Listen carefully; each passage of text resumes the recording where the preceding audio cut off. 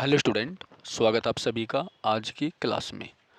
Okay बच्चों, देखिए बेटा, आज की जो हमारी क्लास है इसमें हम बात करेंगे उत्तर प्रदेश सामान्य ज्ञान के बारे में। ठीक है, तो जैसे कि आपको पता है आपका यूपी ट्रिपल एससी पैट का पेपर होने वाला है 28 और 29 तारीख को। ठीक है, और साथ ही साथ में आरओ यानी समीक्षा अधिकारी के फॉर्म भी आए हुए हैं आपके। ठीक है, और यूपी पीसीएस अपकमिंग है, उत्तर प्रदेश पुलिस भी अपकमिंग है। ठीक है, तो इन सभी एग्जाम में जो हमारा स्टेट होता है, स्टेट जो जीएस होती है, ठीक है, राज्य की जो जीएस और जीके होती है, ये इंपॉर्टेंट है। ठीक है बेटा, तो आज की इस क्लास में हम इन चीज़ों को कवर करेंगे। चलिए, तो थोड़ा क्लास आज फटाफट बनेगी, बस आप ध्यान से देखते रहना और शुरू से एंड तक देखना। क्लास को एंड तक जरूर देखिए आप सभी। ठीक है, चलिए,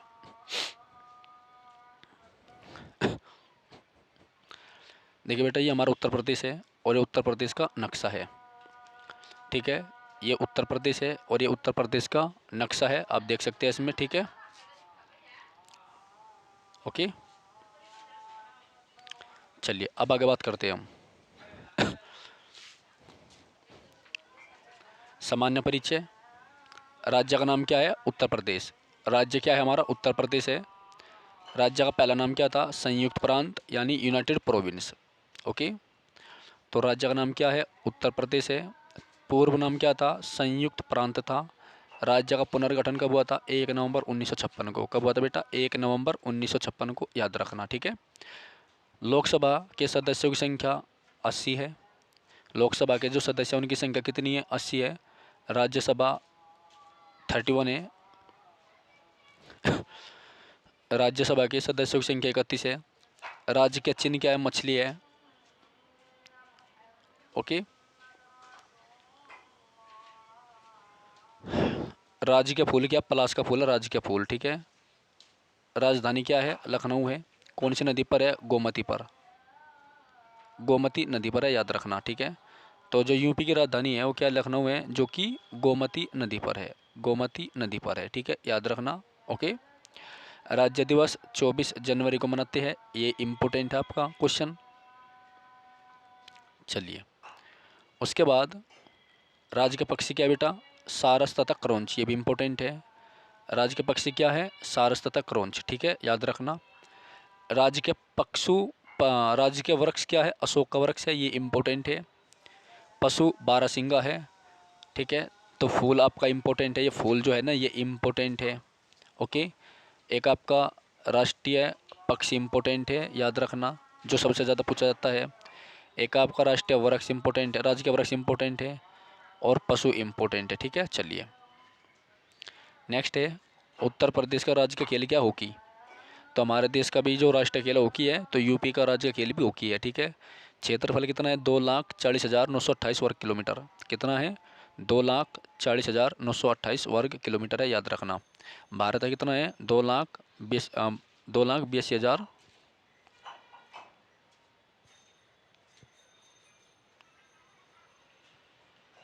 चलिए आगे देखते हैं, और थोड़ा कन्फ्यूजन है उसमें, शायद 2,82,263 कुछ ऐसा है। ठीक है, चलिए कोई नहीं, इसको देखते हैं हम। राज्य की भाषा कितनी है? राज्य की भाषा कौन सी है? हिंदी, और उसके बाद उर्दू है। ठीक है, तो उत्तर प्रदेश की पहली भाषा कौन सी है? हिंदी है, दूसरी उर्दू है। ठीक है, याद रखना। चलिए आगे, तो राज्य की भाषा आपकी हिंदी होगी। चलो, उच्च न्यायालय कहाँ पर है? इलाहाबाद में, और खंडपीठ क्या है इसकी? लखनऊ। ठीक है, तो उच्च न्यायालय हमारा इलाहाबाद में है, राजधानी राजधानी लखनऊ में इसकी खंडपीठ है। ठीक है, याद रखना, यानी एक बेंच इसकी लखनऊ में बैठती है, और एक बेंच को जो है मेरठ में बैठाने की बात चल रही है। अगर मेरठ में बेंच बैठ जाएगी तो हमें लखनऊ या इलाहाबाद धक्के खाने की ज़रूरत नहीं है। ठीक है, कुल जोन कितनी? 18। ये क्वेश्चन भी इंपॉर्टेंट है आपका। कुल मंडल कितने? 18। ओके बेटा, कुल जनपद कितने? जिले आपके 75 जिले हैं। विधानमंडल द्विसदन है। ठीक है, एक विधानसभा है और एक विधान परिषद है। ओके, चलिए विधान परिषद में सदस्यों की संख्या कितनी है? 99 प्लस 1 एंग्लो इंडिया, यानी टोटल 100। तो विधान परिषद के सदस्यों की संख्या कितनी है? टोटल 100 है। विधानसभा के सदस्यों की कुल संख्या कितनी है बेटा? 404 है, यानी 403 प्लस 1 एंग्लो इंडियन। ओके,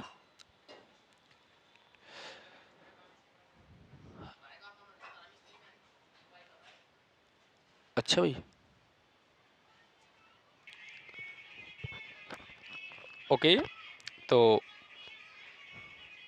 विधानसभा के सदस्यों की संख्या कितनी है? 404 है, ठीक है, याद रखना।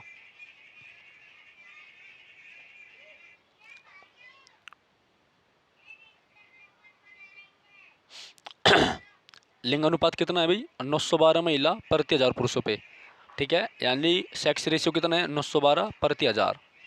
जनसंख्या घनत्व कितना? 889 है, जबकि वैसे कितना हमारे इसमें? 382 देश का। साक्षरता दर कितनी? 67.70। यूपी की जो साक्षरता दर है वो 67.70 है, जबकि पूरे देश की जो 74.04% के लगभग है, ठीक है, याद रखना, इम्पोर्टेंट है। पुरुष साक्षरता कितनी है यूपी में? 77.3 है। महिला साक्षरता 57.2% है, ठीक है, बाकी ना छोड़ो, अनुसूचित जनजाति वगैरह वगैरह है ना।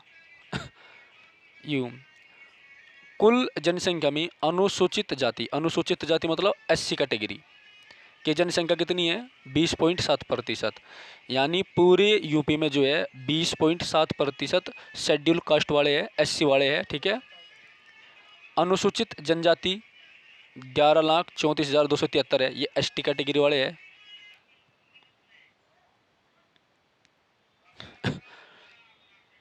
कुल जनसंख्या में अनुसूचित जनजाति यानी एसटी शेड्यूल ट्राइब की जनसंख्या कितनी है? 0.6%, ठीक है, याद रखना। अब आगे हम देखते हैं भाई, चलो।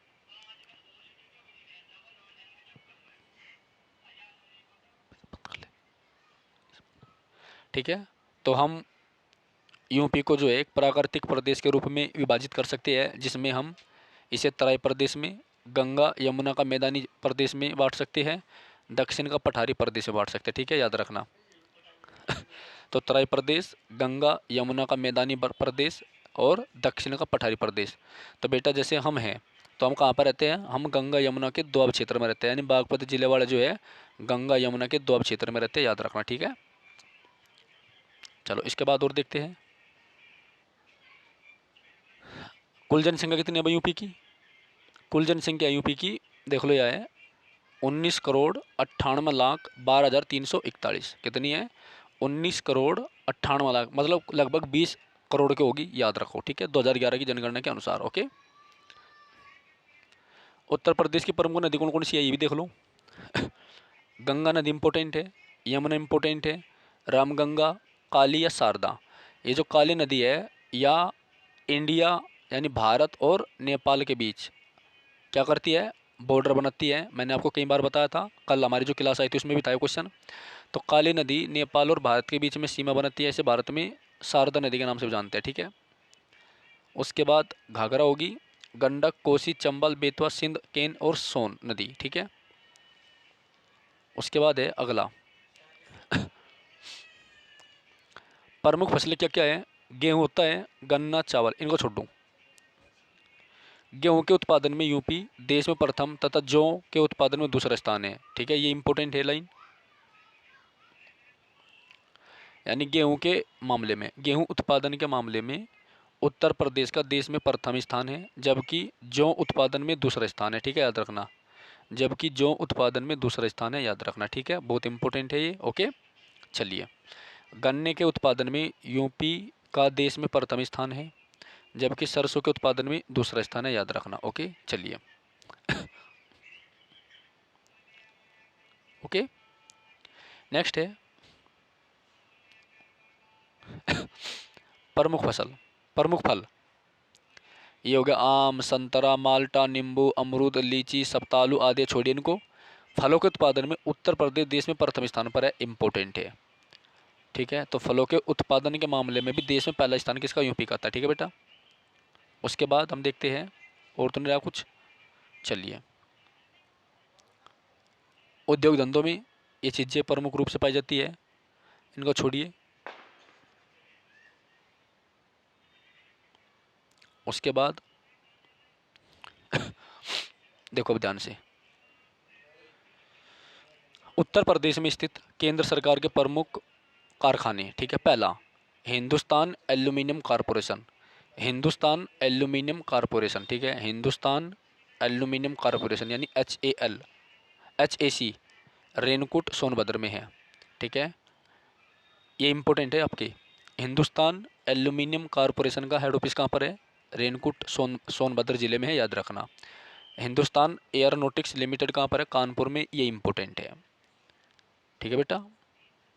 Indian telephone industries Naini Allahabad में है, और इसी से आपकी BSc से ही 1/2 डिग्री पूर्वी देशांतर गुजरती है। कौन सी? पूर्वी देशांतर रेखा गुजरती है, जो भारत का मानक समय है, ठीक है। त्रिवेणी स्ट्रक्चरल नैनी इलाहाबाद है, छोड़िए इसको। उर्वक कारखाना, ये इम्पोर्टेंट है, उर्वक वाला, ठीक है। गोरखपुर इलाहाबाद में, इम्पोर्टेंट है, याद रखना। तो उर्वक कारखाना बेटा गोरखपुर इलाहाबाद में। गोरखपुर कौन सी नदी पर है? राप्ती नदी पर। कौन सी पर? राप्ती पर। ये ताप्ती नहीं है, राप्ती है, याद रखना। तो आपने कानपुर पढ़ा, कानपुर कौन सी नदी पर है? कानपुर आपका गंगा पर है, ठीक है। आपने इलाहाबाद गंगा यमुना के संगम पर है। आपने लखनऊ के बारे में पढ़ा, लखनऊ आपका गोमती नदी पर है। गोरखपुर आपका राप्ती नदी पर है, याद रखना, ठीक है। डीजल लोकोमोटिव वर्क्स, ये आपका वाराणसी में है, जो कि गंगा नदी पे है और इम्पोर्टेंट है, ठीक है बेटा। चलिए आगे देखो। सिंगरौली कोयला खान जो है सिंगरौली सोनभद्र में है। मॉडर्न बेकरीज कानपुर में है। भारत पंप एंड कंप्रेसर, छोड़िए इसको। आयुध उपसंस्कार कारखाना यंत्र, छोड़िए इसको, पता नहीं क्या लिख रहा। ट्रांसफार्मर फैक्ट्री, यानी सबसे ज़्यादा ट्रांसफार्मर कहाँ बना? झांसी में, इम्पोर्टेंट है। सीमेंट कारखाना आपका चुर्क डल्ला सोनभद्र है, इम्पोर्टेंट। तो सीमेंट कारखाना कहाँ पर है? तो सीमेंट कारखाना आपका चुर्क डल्ला सोनभद्र में है। भारत इलेक्ट्रॉनिक्स लिमिटेड कहाँ पर? गाजियाबाद में, इम्पोर्टेंट है, ठीक है, गाजियाबाद इम्पोर्टेंट है। मथुरा तेल शोधक कारखाना मथुरा में, इम्पोर्टेंट है। यमुना नदी जो है ना, सबसे ज़्यादा प्रदूषित जो होती है वो मथुरा तेल शोधक कारखाने के कारण होती है, याद रखना। कृत्रिम अंग निर्माण कारखाना कहाँ पर है बेटा? कानपुर में, ठीक है। चलिए इसके बाद भारतीय चमड़ा रंगाई तथा जूता संस्थान कानपुर है, वेरी इंपॉर्टेंट है ये क्वेश्चन। देखो पैट के लिए है स्पेशली चीज़ें, ठीक है। Next scooter India limited Lucknow है। चलो यूपी में स्थित राष्ट्रीय शोध संस्थान कौन कौन से बेटा? Central institute of medicine and aromatic plants Lucknow है, इंपॉर्टेंट है। ये आपका जो है यूपी पीसीएस में आया हुआ क्वेश्चन होगा। सेंट्रल ड्रग रिसर्च इंस्टीट्यूट, ये भी आपका लखनऊ में है, ये भी इम्पोर्टेंट है। औद्योगिक तकनीकी संस्थान ये भी इम्पोर्टेंट है, लखनऊ में है। और national botanical research most important है ये, ठीक है। ये वाला जो पॉइंट है लास्ट वाला, ये मोस्ट इम्पोर्टेंट है बेटा। नेशनल बोटेनिकल रिसर्च इंस्टीट्यूट आपका लखनऊ में, याद रखना, ठीक है। मोस्ट इम्पोर्टेंट मतलब मोस्ट इम्पोर्टेंट। अब यूपी में कौन कौन सी यूनिवर्सिटीज़ है? देखिए इलाहाबाद विश्वविद्यालय, स्थान इलाहाबाद में, ठीक है। स्थापना कब हुई थी? देखो ध्यान से। इलाहाबाद विश्वविद्यालय स्थापना 1887 में हुई थी, ये इम्पोर्टेंट है। कब हुई थी बेटा? 1887 में, इम्पोर्टेंट है, ओके। बनारस हिंदू विश्वविद्यालय 1916 में स्थापना हुई थी, वाराणसी में है, ये इलाहाबाद में है। अलीगढ़ मुस्लिम विश्वविद्यालय अलीगढ़ में है, 1920 में इसकी स्थापना हुई थी, इम्पोर्टेंट है। तो इलाहाबाद विश्वविद्यालय की 1887 में, बनारस हिंदू विश्वविद्यालय की 1916 में। ओ सुशांत चांदना करा देने जाकर एक बार फटाफट। अनुज भाई जब लगा का इंजेक्शन, रातुली रातुली समझा कर, चल जल्दी। तो अलीगढ़ मुस्लिम विश्वविद्यालय अलीगढ़ 1920 में बना था, ठीक है, याद रखना। लखनऊ विश्वविद्यालय आपका लखनऊ में है, जो कि 1921 में बना था। डॉक्टर भीमराव अंबेडकर विश्वविद्यालय 1927 में बना था, ठीक है। चौधरी चरण सिंह 1965 में बना था, ठीक है। तो ये जो है ना आपका, एक तो इलाहाबाद इंपॉर्टेंट है, बनारस इंपॉर्टेंट है, अलीगढ़ इंपॉर्टेंट है, ठीक है। चलिए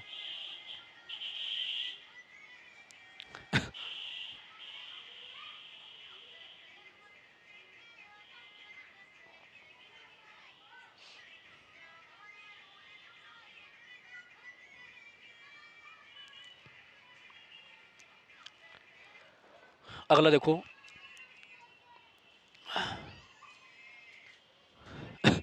राज्य में प्रमुख वन्यजीव विहार, पहला हस्तिनापुर वन्यजीव विहार, स्थापना 1986 में हुई थी। कहाँ पर है ये? हस्तिनापुर, गाजियाबाद, मेरठ, मुजफ्फरनगर, मुरादाबाद में, ठीक है। राष्ट्रीय चंबल वन्यजीव विहार 1979 इटावा और आगरा में है। कैमूर इम्पोर्टेंट है, सोनभद्र और मिर्ज़ापुर में है। चंद्रप्रभा इम्पोर्टेंट है, चंदौली में इम्पोर्टेंट है। चलिए आगे। यहाँ से आपका क्वेश्चन आता है, इम्पोर्टेंट है, याद रखना। नगर और उनके उपनाम। देखो, इलाहाबाद संगम नगरी के नाम से जाना जाता है, मथुरा कृष्णा नगरी, आगरा ताज नगरी और इसे पेठा नगरी भी कहते हैं। ठीक है, तो आगरा आपका ताज नगरी हो गया, अयोध्या आपका राम जन्मभूमि स्थल हो गया, अलीगढ़ आपका ताला नगरी हो गया, इंपॉर्टेंट है। कन्नौज खुशबू का शहर हो गया। लखनऊ नवाबों का शहर, इंपॉर्टेंट है। फिरोजाबाद सुहाग नगरी, यानी फिरोजाबाद जो है चूड़ियों के लिए प्रसिद्ध है, याद रखने, इंपॉर्टेंट है। ओके, उसके बाद है उत्तर प्रदेश में बदले गए नाम, पुराना नाम नया नाम। मुगल सराय जंक्शन यानी मुगल सराय वाराणसी का नाम दीनदयाल उपाध्याय रेलवे जंक्शन कर दिया। मुगल सराय जंक्शन का नाम दीनदयाल उपाध्याय रेलवे जंक्शन कर दिया, इंपॉर्टेंट है, याद रखना। ठीक है, इलाहाबाद का नाम प्रयागराज, फैजाबाद का नाम अयोध्या कर दिया। ठीक है, चलिए।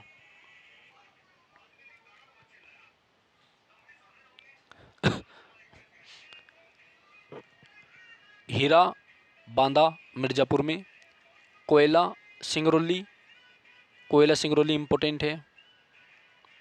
संगमरमर मिर्ज़ापुर में होता है, डोलोमाइट मिर्ज़ापुर में। ठीक है,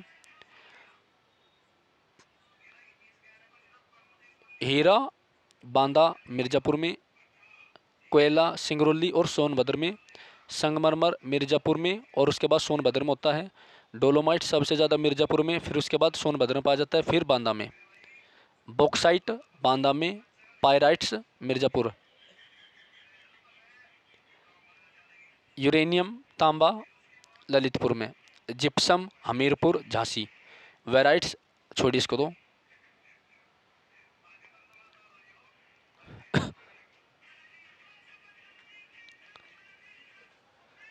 चलिए आगे।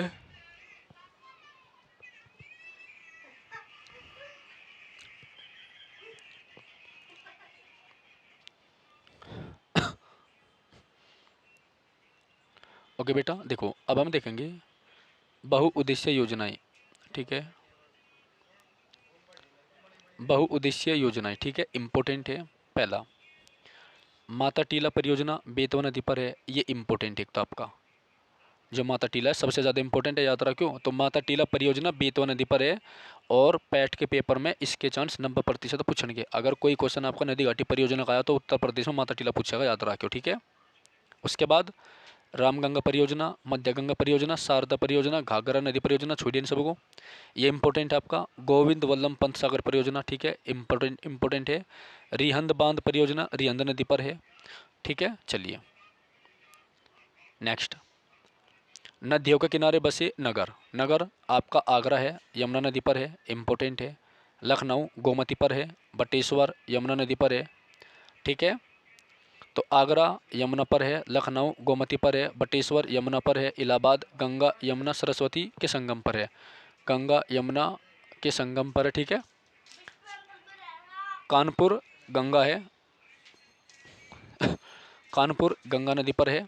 वृंदावन आपका यमुना नदी पर है। गोरखपुर आपका राप्ती नदी पर है, मैंने बता ही दिया था, इंपॉर्टेंट है। मथुरा यमुना पर है, राजघाट आपका गंगा पर है।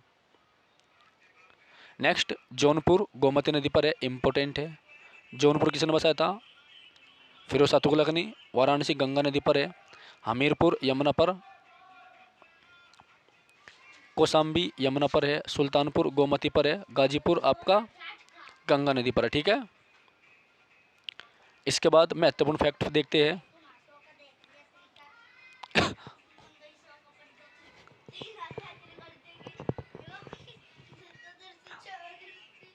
पिटाई भी चुप नहीं हुए।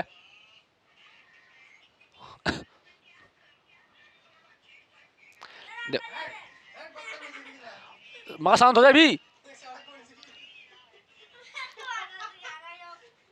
अनुज इसका देखा सीरिया भी चुप, क्लास बनाने लगा मैं, शांत हो जा। बताओगे भी? जब का बोला कोठे पे फेंक दूंगा, चुप रहो। एक काम कर, नीचे जा, चल। ओके बेटा, देखिए कहाँ गया था मैं, हाँ देखिए, पहला है उत्तर प्रदेश विधानसभा के प्रथम अध्यक्ष राजश्री पुरुषोत्तम दास टंडन थे। उत्तर प्रदेश विधानसभा के प्रथम अध्यक्ष कौन थे? राजश्री पुरुषोत्तम दास टंडन थे। कौन थे? राजश्री पुरुषोत्तम दास टंडन थे। तो उत्तर प्रदेश विधानसभा के प्रथम अध्यक्ष कौन थे? राजश्री पुरुषोत्तम दास टंडन थे, याद रखना। कौन थे? राजश्री पुरुषोत्तम दास टंडन थे। ओके, चलिए। तो उत्तर प्रदेश विधानसभा के पहले अध्यक्ष कौन थे बेटा? राजश्री पुरुषोत्तम दास टंडन थे। इंपॉर्टेंट है। जा तो रहा था सुशांत, मैं क्लास बना रहा नु देखे भी क्या बज के 6 बजे 12 मिनट हुई। अभी बनाने दे से खचरन दे, पैट में बहुत सारा क्वेश्चन आओगे यहाँ से। उत्तर प्रदेश विधान परिषद के प्रथम सभापति चंद्रभान थे। ठीक है। उत्तर प्रदेश की प्रथम महिला मुख्यमंत्री श्रीमती सुचेता कृपलानी इंपॉर्टेंट थी।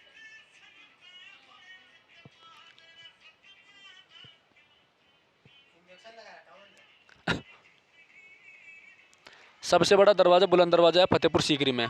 ठीक है। किस पे? ठीक है। नेक्स्ट, महात्मा बुद्ध ने अपना प्रथम उपदेश कहाँ दिया था बेटा? सारनाथ में दिया था। इंपॉर्टेंट है। स्वतंत्रता का प्रथम संग्राम 1857 मेरठ से शुरू हुआ था।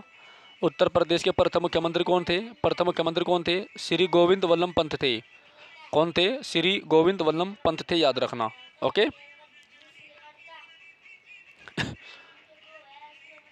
प्रथम मुख्यमंत्री श्री गोविंद वल्लभ पंत थे, याद रखना। उत्तर प्रदेश की प्रथम मुख्य, अरे अनु सारी सारी आवाज घुमाओ क्लास में, फिर सारी आवाज आओगी इस क्लास में। और देख लिए जो मैंने बैकग्राउंड में के भी चला वो सुन सका नहीं सुनेंगे। तेरा नाम ले दो, याद रख इस बात को। ऐसा बंद कर ले जा। और जो तू बोला था दो चुप रह ले, समझ गया? इसमें क्लास मारी तेरी आवाज, चुप रहो। चल निकल आता है।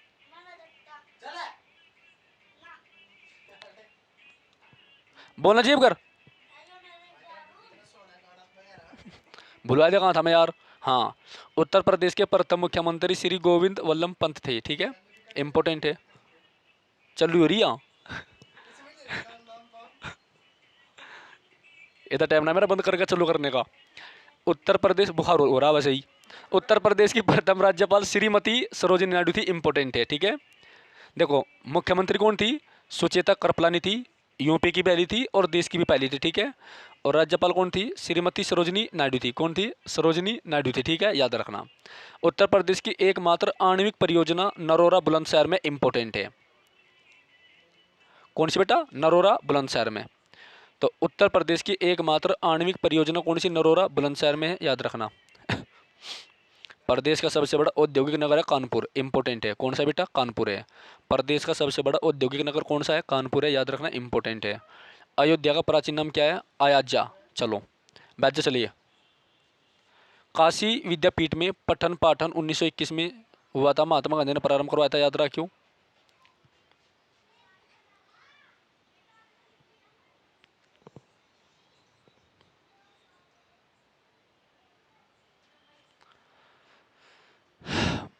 हे भगवान, चलो।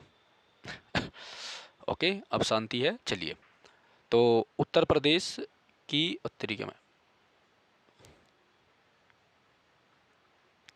तो उत्तर प्रदेश की एकमात्र आणविक परियोजना कौन सी बेटा? नरोरा बुलंदशहर है। मोस्ट इंपोर्टेंट क्वेश्चन आपका, याद रखना। उसके बाद प्रदेश का सबसे बड़ा औद्योगिक नगर क्या है? कानपुर। ठीक है, ये भी इंपॉर्टेंट है। अयोध्या का प्राचीन नाम क्या था? अयाज्या, अयाजसा। छोड़ इसको। काशी विद्यापीठ में पठन पाठन 1921 में महात्मा गांधी ने आरंभ किया था। यानी महात्मा गांधी ने जो पढ़ाई करी थी वो कहाँ करी थी? काशी विद्यापीठ में करी थी 1921 में। प्राचीन काल में कन्नौज कान्या कुब्ज के नाम से जाना जाता था। ठीक है, याद रखना। ओके, उसके बाद है उत्तर प्रदेश का इतिहास। ठीक है, थोड़ा सा इतिहास देख लेते हैं भाई। देखिए पहला क्या है।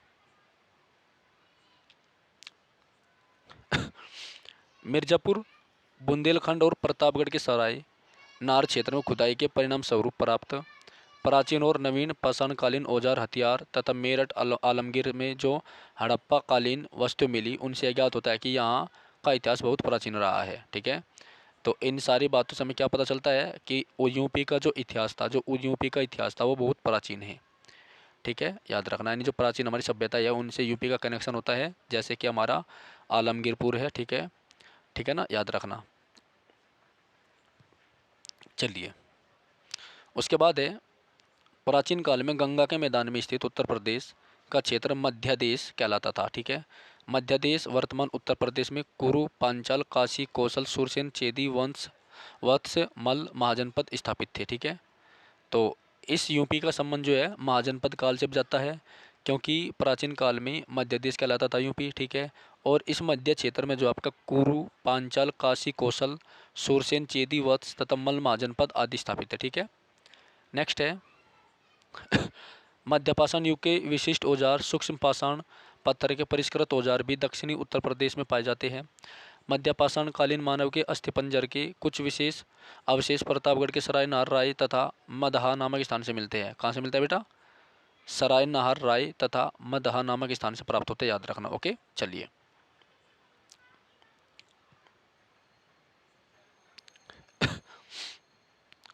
इसके बाद है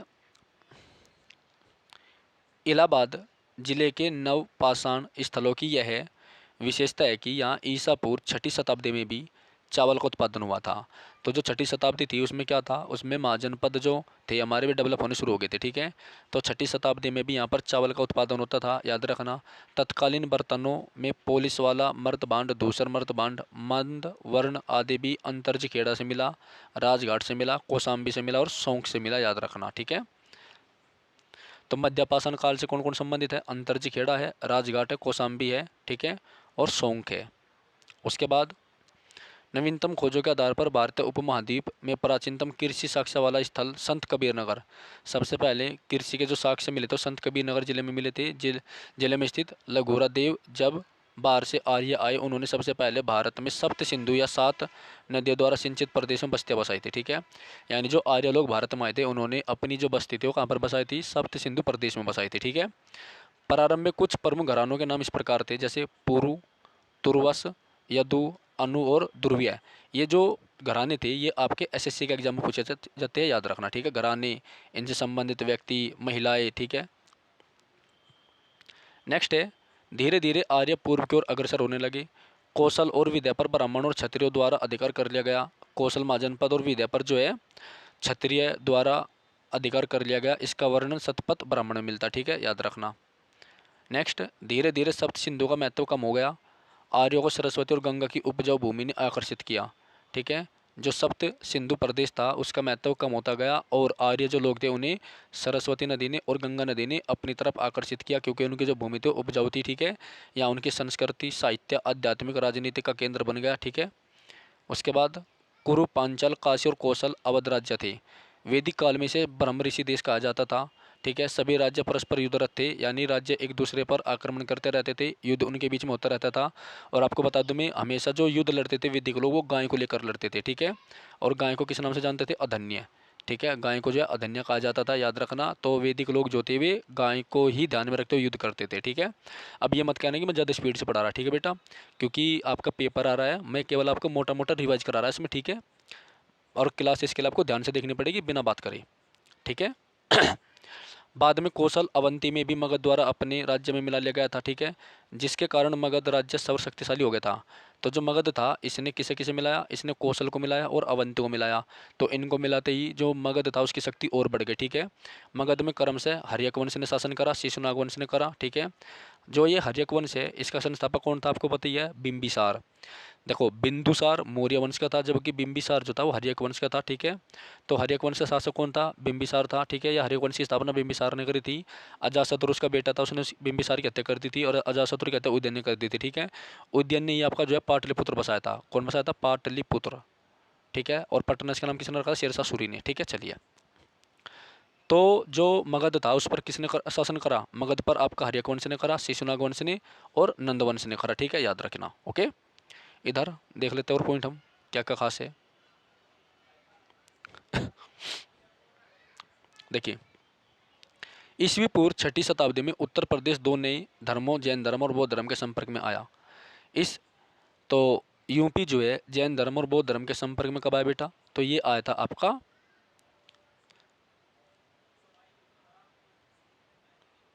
6ठी शताब्दी पूरा आया था। ठीक है, सभी बालक जो है एक बार चैनल को सब्सक्राइब करिए, वीडियो को लाइक करिए सभी फटाफट। ठीक है, काफ़ी इंपॉर्टेंट है ये चैप्टर आपका आज, और सभी जो है एंड तक जरूर देखें क्लास को। ठीक है बेटा, आप सभी जो है क्लास को शुरू से लेकर एंड तक जरूर देखें। ओके, चलिए शुरू करते हैं आगे।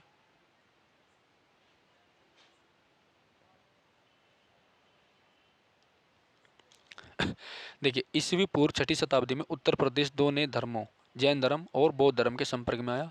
इस काल में गौतम बुद्ध, महावीर, मकलिपुत्र घोषाल तथा अन्य महान विचारकों ने उत्तर प्रदेश में क्रांति ला दी। ठीक है, तो ईस्वी पूर्व 6ठी शताब्दी में, 6ठी शताब्दी का मतलब 501 से लेकर 599 की बात हो रही। ठीक है, याद रखना। ठीक है, उत्तर प्रदेश दो नए धर्म जैन धर्म और बौद्ध धर्म के संपर्क में आया। जैन धर्म मैंने आपको पढ़ाई रखा, बौद्ध धर्म आपको पढ़ा रखा। अगर मैं यहाँ पर डिटेल में बताऊंगा तो फिर मतलब क्लास बहुत ज़्यादा लंबी बन जाएगी। ठीक है, इस काल में गौतम बुद्ध, महावीर, मकलिपुत्र घोषाल, ठीक है, और अन्य महान विचारक जो है उन्होंने उत्तर प्रदेश में क्रांति ला दी। ठीक है, जैन धर्म के प्राचीनतम सिद्धांत उपदेष्टा 23वें तीर्थंकर पार्श्वनाथ वाराणसी के थे। यानी जो पार्श्वनाथ था उसका संबंध कहाँ से था बेटा? वाराणसी से था, और ये अश्वसेनी के पुत्र थे, याद रखना। 24वें कौन थे?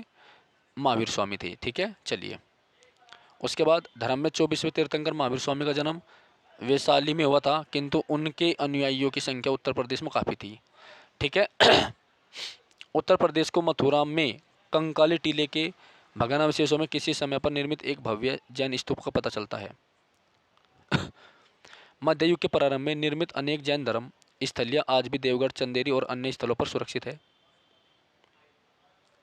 गौतम बुद्ध ने बोध गया में ज्ञान प्राप्त करने के बाद सारनाथ में अपना प्रथम उपदेश दिया। इंपॉर्टेंट है, जिसे बौद्ध ग्रंथों में धर्मचक्र प्रवर्तन कहा जाता है। ये भी इंपॉर्टेंट है, याद रखना। ठीक है, उसके बाद महात्मा बुद्ध अपने जीवन के अंतिम पड़ाव कुशीनगर पहुँचे। महात्मा बुद्ध अपने जीवन के अंतिम पड़ाव में कहाँ पहुँचे? कुशीनगर पहुँचे, जहाँ पर 483 ईसा पूर्व में से 80 वर्ष पूर्व की आयु में इनकी मृत्यु, जिसे बौद्ध ग्रंथ में महापरिनिर्वाण कहा गया। क्या कहा गया? महापरिनिर्वाण। तो महात्मा बुद्ध ने जो पहला धर्म दिया था बेटा उसको धर्म प्रवर्तन दिया था, सॉरी, महात्मा बुद्ध ने जो पहला अपना प्रवचन दिया था उसको क्या बोलते हैं? धर्मचक्र प्रवर्तन बोलते हैं। मृत्यु क्या बोलते हैं? महापरिनिर्वाण। घर छोड़ के गए थे उसको उसको महाभिनिष्क्रमण बोलते हैं। ठीक है, याद रखना। तो बौद्ध धर्म के प्रवर्तक गौतम बुद्ध का जन्म नेपाल के पास लुम्बिनी में हुआ था। याद रखना, कब? 563 में। ठीक है, बुद्ध ने अपने जीवन के सर्वाधिक उपदेश कौशल देश की राजधानी श्रावस्ती में दिए। इंपॉर्टेंट है, सबसे पहले कहाँ दिया था? सारनाथ में। सबसे ज़्यादा श्रावस्ती में दिए थे, याद रखना। 6ठी शताब्दी में 16 महाजनपदों में गहरी प्रतिस्पर्धा चल रही थी। ठीक है, जो 6ठी शताब्दी थी उसमें 16 का 16 जो महाजनपद थे वे आपस में लड़ रहे थे। राज्य और उनकी राजधानियों का नाम निम्नलिखित है। ठीक है, चलिए देखिए, पहला क्या है? कुरु, मेरठ, दिल्ली और थानेश्वर। राजधानी क्या थी? इंद्रप्रस्थ। तो जो कुरु महाजनपद था इसकी राजधानी क्या थी बेटा? राजधानी थी इंद्रप्रस्थ। ठीक है, पांचाल की अहिछत्र जो कि बरेली के पास रामनगर था। ठीक है, ठीक है, चलिए उसके बाद देखो, सुरसेन मथुरा थी, वत्स कौशाम्बी थी, कौशल साकेत, ठीक है, और श्रावस्ती।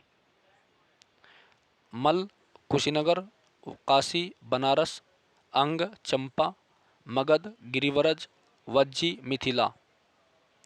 तो वज्जी की राजधानी क्या थी? मिथिला। चेदी सुक्तिमती थी, मत्स्य विराटनगर थी, असमक पांड्यनगर थी, अवंती उज्जैन थी, गांधार तक्षशिला थी, कंबोज राजापुर थी। ठीक है,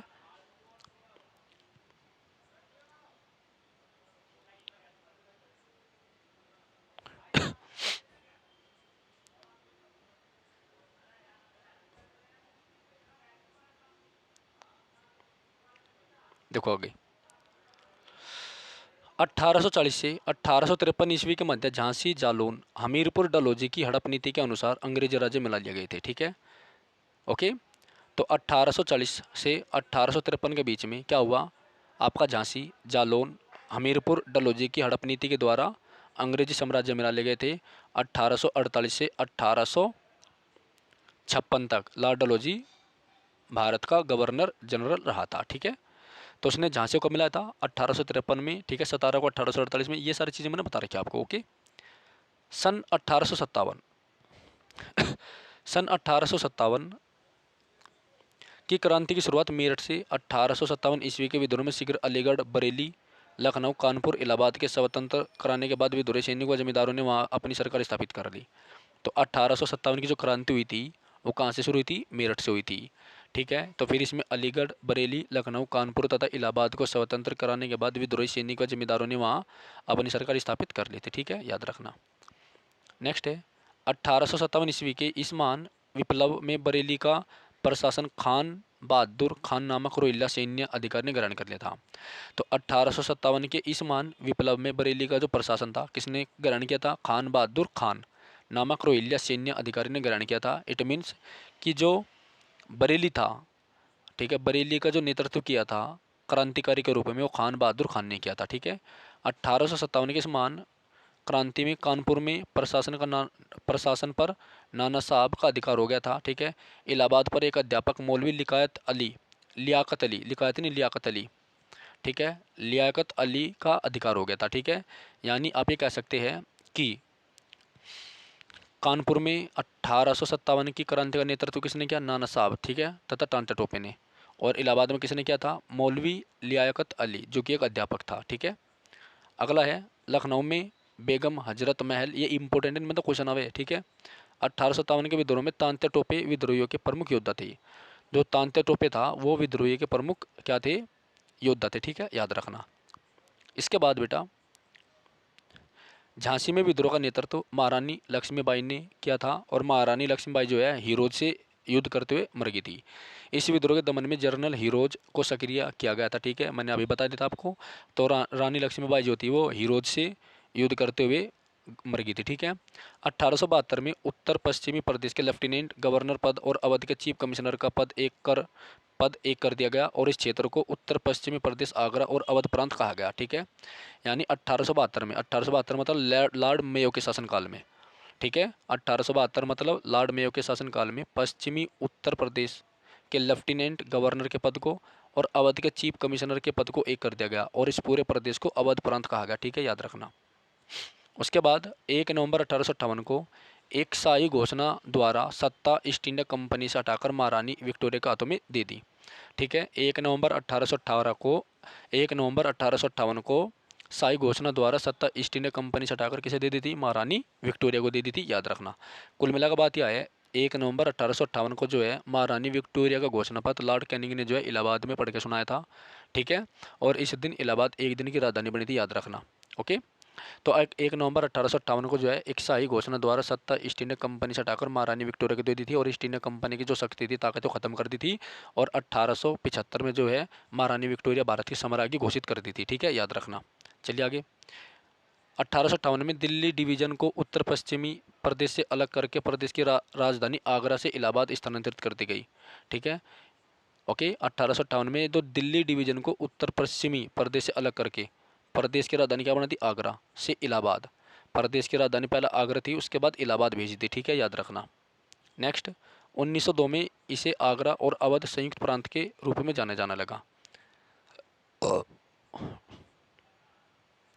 1902 में इसे आगरा और अवध संयुक्त प्रांत के नाम से जाना जाने लगा। याद रखना।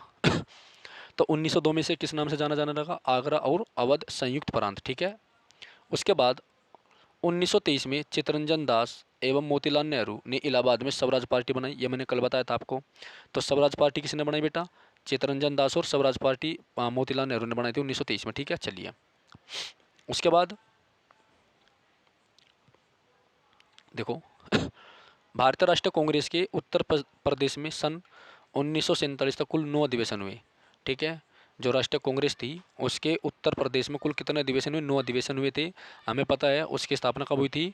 1885 में। ठीक है, उस समय लॉर्ड डफरिन भारत के वायसराय थे। ठीक है, 5 फरवरी 1992 को गोरखपुर स्थित चोरी चौरा नामक स्थान पर भीड़ ने एक पुलिस स्टेशन को, कब? 5 फरवरी गलत है भैया, 1932 है, 1922, 5 फरवरी 1922। ठीक है, याद रखो। तो 5 फरवरी 1922 है, यू 32 नहीं है 1922 है, याद रखियो, ठीक है, गलत लिख रहा। तो 5 फरवरी 1922 को गोरखपुर स्थित चोरी चौरा नामक स्थान पर भीड़ ने एक पुलिस स्टेशन को घेर कर जला दिया। 22 पुलिसकर्मी जिंदा जल गए। उपयुक्त घटना से आहत होकर महात्मा गांधी ने 12 फरवरी 1922 को, ठीक है, 12 फरवरी 1922 को क्या वापस ले लिया था, असहयोग आंदोलन ले लिया था। तो असहयोग आंदोलन 1920 से स्टार्ट होकर 1922 तक चला था, याद रखना। असहयोग आंदोलन 1920 से शुरू होकर बेटा कब चला था, 1922 तक चला था, याद रखना, इंपॉर्टेंट है। ओके, बहुत इंपॉर्टेंट है बल्कि, ठीक है ना। तो असहयोग आंदोलन को महात्मा गांधी ने क्यों वापस लिया था, क्योंकि चोरी चौरा कांड हो गया था। क्या हो गया था बेटा, चोरी चौरा कांड हो गया था, याद रखना, ठीक है। एक बार सभी स्टूडेंट जो है चैनल को सब्सक्राइब कर दीजिए, वीडियो को लाइक कर दीजिए, ठीक है। आप सभी जो है चैनल को सब्सक्राइब कर दीजिए, वीडियो को लाइक कर दीजिए, ठीक है। सभी छात्र जो है चैनल को सब्सक्राइब कर दीजिए, वीडियो को लाइक कर दीजिए बेटा, अपने दोस्तों में शेयर कर दो जिनका मतलब जो है पैट का पेपर होगा। क्योंकि पैट के पेपर में देखो जीएस आएगी आपकी, है ना, और मतलब जो है आरओ के पेपर में भी यूपी के क्वेश्चन आएंगे बहुत ज़्यादा, ठीक है। तो आप सभी जो है इस क्लास को अपने दोस्तों को शेयर जरूर कर दीजिएगा, ठीक है। तो असहयोग आंदोलन 1920 से 1922 में चला था, ठीक है। वापस क्यों लिया गया था, चोरी चोरा कांड से आहत होकर। ओके, चलिए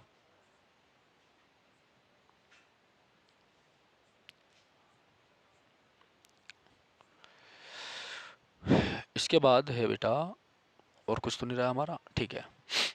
देखिए अब हम देखते हैं थोड़ा सा प्रदेश के प्रमुख कांग्रेस अधिवेशन, ठीक है। यूपी में जो जो कांग्रेस के अधिवेशन हुए वो देख लेते हैं एक बार।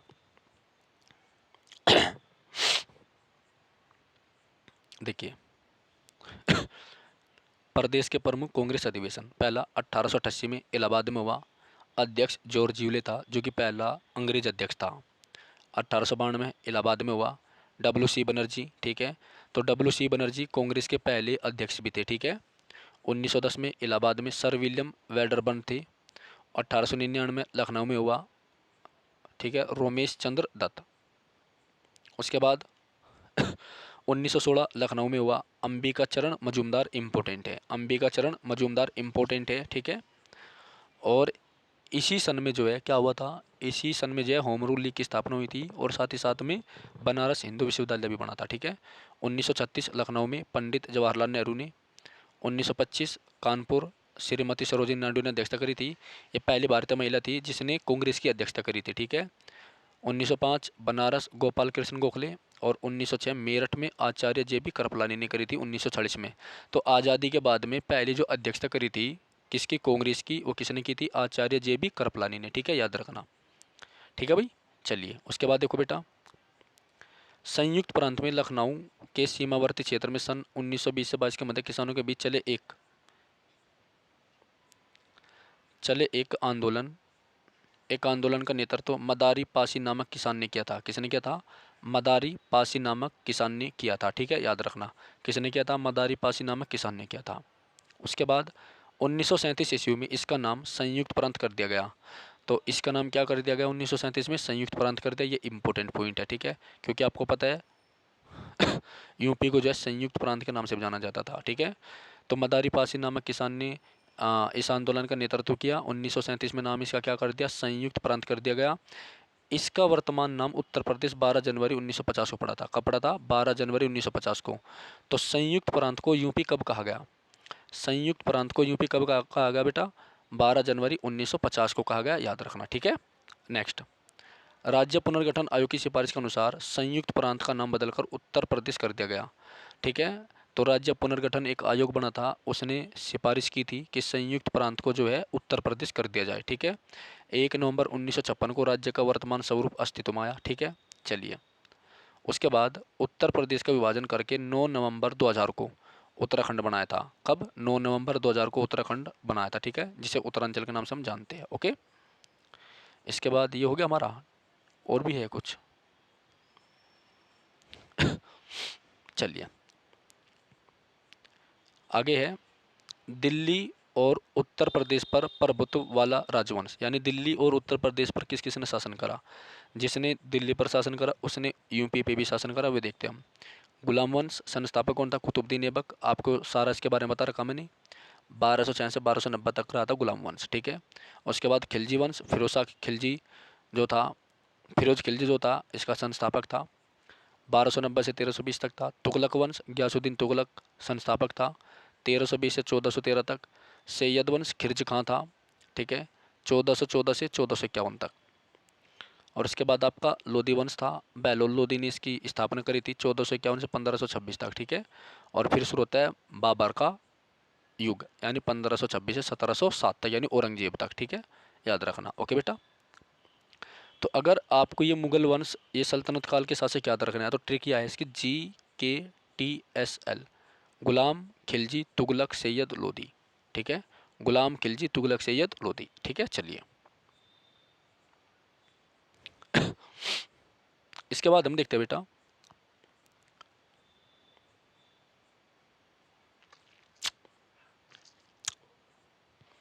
प्रमुख ऐतिहासिक युद्ध। क्या क्या युद्ध लड़े गए हैं, ठीक है। देखिए मिनांडर का युद्ध 182 ईसा पूर्व में हुआ था। मिनांडर ने उत्तर प्रदेश की विजय के दौरान मथुरा पर अधिकार कर लिया। ये मिनांडर है, ठीक है, याद रखना। तो मिनांडर का युद्ध कब हुआ था? आक्रमण कब हुआ था? 182 ईसा पूर्व में हुआ था।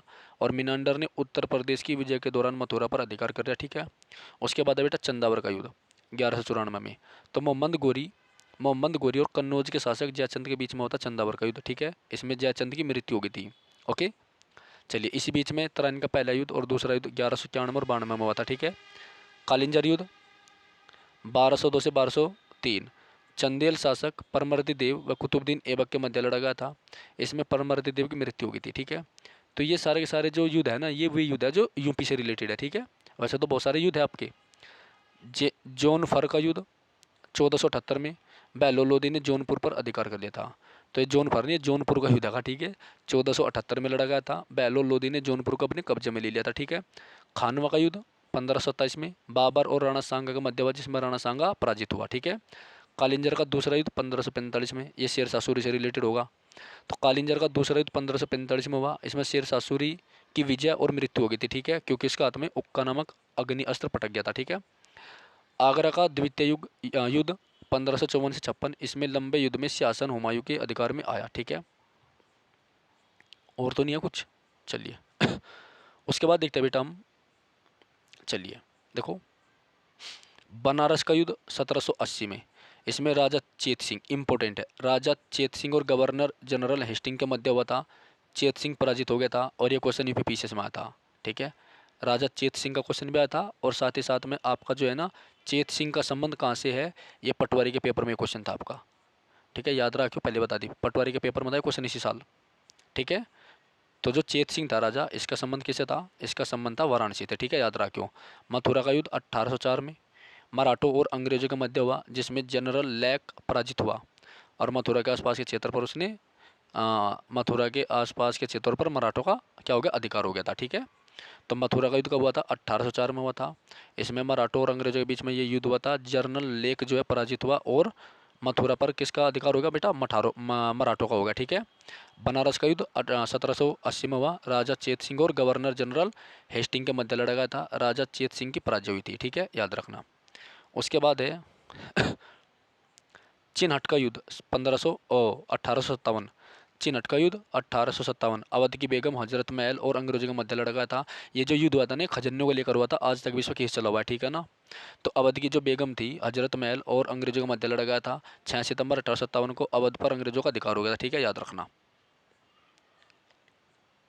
चलिए अब हम देखते हैं उत्तर प्रदेश में महत्वपूर्ण मध्यकालीन इमारतें, ठीक है, कौन कौन सी इमारतें उत्तर प्रदेश में है, ये इंपॉर्टेंट है, याद रखना, ठीक है बेटा। तो एक बार सभी छात्रों से चैनल को सब्सक्राइब कर दीजिए, वीडियो को लाइक कर दो, ठीक है। ठीक है बेटा, चलिए देखो उत्तर प्रदेश में स्थित महत्वपूर्ण मध्यकालीन इमारतें, यानी कौन कौन सी इमारतें आपकी यूपी में हैं, ठीक है, मध्यकालीन भारत से रिलेटेड। ओके, तो इमारत का नाम क्या? जामा मस्जिद, बाबर ने बनवाई थी, संभल में है, ठीक है, याद रखना। तो एक दिल्ली में भी है जामा मस्जिद और एक आपके आगरा में भी है, ठीक है। तो ये जामा मस्जिद जो है बाबर ने बनवाई थी, कहाँ पर? संभल जिले में है, याद रखना। मरियम उज जमानी का मकबरा, ये जहांगीर ने बनवाया था, सिकंदरा आगरा में है। अकबर का मकबरा जहांगीर ने बनवाया था, ठीक है, सिकंदरा में, इंपॉर्टेंट भी है ये अकबर का मकबरा, ठीक है। इत्मादुद्दौला का मकबरा ये भी इंपॉर्टेंट है बेटा, नूरजहाँ बेगम ने बनवाया था, आगरा में है। तो अकबर का मकबरा इंपॉर्टेंट है, इत्मादुद्दौला का मकबरा भी इंपॉर्टेंट है, आगरा में है। दीवानी आम या दीवानी खास शाहजहाँ ने बनवाया था, आगरा में, ये भी इंपॉर्टेंट है, ठीक है। उसके बाद देखो इसमें तो क्वेश्चन होगा जरूर, याद रखियो, पहले बता रहा पैट के पेपर में। दीवानी आम दीवानी खास शाहजहाँ ने बनवाया था, आगरा और दिल्ली में है। जहांगीरी महल अकबर ने बनवाया था, आगरा में है। आगरा का किला अकबर ने बनवाया, आगरा में है, ठीक है। ताजमहल शाहजहाँ ने बनवाया, आगरा में, इम्पोर्टेंट है। जामा मस्जिद शाहजहाँ ने बनवाई, आगरा और दिल्ली में, याद रखना। तो एक आगरा में है और एक दिल्ली में है, ठीक है। लाल दरवाज़ा मस्जिद मोहम्मद शाह ने बनवाई थी, जौनपुर में है। जामा मस्जिद हुसैन शाह सरकी ने बनवाई थी, जौनपुर में है। तो कई जामा मस्जिद होली आपकी। अटाला मस्जिद इंपॉर्टेंट है, इब्राहिम शाह सरकी ने बनवाई थी, जौनपुर में, इंपॉर्टेंट है। अटाला मस्जिद इंपॉर्टेंट आप याद रखियो, ठीक है, पहले बता दी। झंझरी मस्जिद इब्राहिम शाह सरकी ने, जौनपुर में है। जामा मस्जिद अकबर ने बनवाई थी, फतेहपुर सीकरी में, इंपॉर्टेंट है। शेख सलीम चिश्ती की मकबरा अकबर ने बनवाया था, फतेहपुर सीकरी में, याद रखियो, ठीक है। उसके बाद है इस्लाम खान का मकबरा अकबर ने बनवाया था बेटा, फतेहपुर सीकरी में है, ठीक है, याद रखना। नेक्स्ट है बुलंद दरवाज़ा अकबर ने बनवाया था, फतेहपुर सीकरी में। खास महल अकबर ने बनवाया था, फतेहपुर सीकरी में। बिरबल महल अकबर ने बनवाया था, फतेहपुर सीकरी में। जोधाबाई महल अकबर ने बनवाया था, फतेहपुर सीकरी में, ठीक है। ये तो सीकरी के पीछे दो पटा था अकबर तो। ओके, आगे देखो, ठीक है बेटा। चलिए, तो ऐतिहासिक पृष्ठभूमि हमने देख ली। अब देखो ये है आपकी भौगोलिक पृष्ठभूमि, ठीक है। तो इसको हम नेक्स्ट क्लास में देखेंगे, ओके, इसको हम नेक्स्ट क्लास में कवर करेंगे। तो ये आपकी यूपी जीएस थी, यूपी जीएस थी। और बेटा ये आपकी यूपी पीसीएस, आर ओ, ठीक है, यूपी पुलिस, जितने भी यूपी के एग्जाम हो सबके लिए इंपॉर्टेंट है, ठीक है, स्पेशल। ओके, मैंने केवल स्पीड में इसलिए पढ़ा ताकि कम समय में आपको ज़्यादा चीज़ें पता लगे, ठीक है, याद रखना, कम समय में आपको ज़्यादा चीज़ें पता लगे, ठीक है बेटा। तो आज हमने मतलब बेसिक चीज़ें देखी है, पूरा ऐतिहासिक बैकग्राउंड देख लिया, कल हम पूरा भौगोलिक बैकग्राउंड इसका चेक कर लेंगे, ठीक है।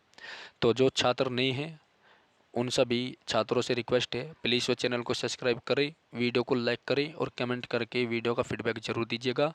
डेली आपकी क्लास आती है, ठीक है, 8:30 पे और 9:30 पे, ठीक है। तो आप एक बार जो है 8 बजे के आसपास जो है यूट्यूब चैनल पर जा कर के शेड्यूल देख लिया करें कि कौन सी क्लास किस टाइम आ रही है, ठीक है बेटा।